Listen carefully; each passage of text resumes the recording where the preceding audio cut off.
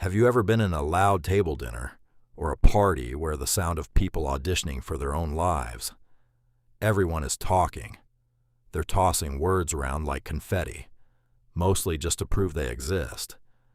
And there you are, you're quiet to the world, you're shy, stuck up, or boring. But here's the truth they don't tell you.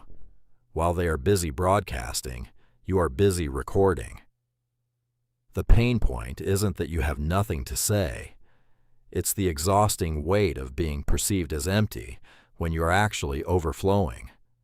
You feel a deep emotional attachment to your thoughts, protecting them like secrets, while watching others cheapen their ideas by screaming them at anyone who will listen. Let's look at the talkers. Psychology calls this external processing. They need to hear a thought to know if it's good. They use the world as a rough draft.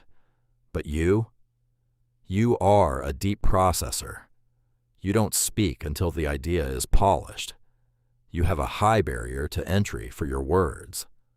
While others are playing checkers, you're analyzing the grain of the wood on the chessboard. The problem is, in a world that won't stop talking, your silence is often mistaken for weakness. But silence isn't a void. It's a filtration system. The world is designed to reward the loudest person, not the smartest. The invisibility trap is the core pain point. You hold the solution to a problem, or the most profound observation in the room, but you let it die in your throat because the noise feels too aggressive to penetrate. You feel disconnected, not because you don't like people, but because you find most small talk to be an insult to your intelligence. It's lonely, isn't it? Being the only one in the room who actually knows what's going on, but feeling like you're watching the world through a glass partition. Now, let's flip the script. Stop seeing your silence as a flaw. Start seeing it as scarcity. In economics, the more there is of something, the less it's worth. The person who talks 2,000 words a minute has a currency value of 0.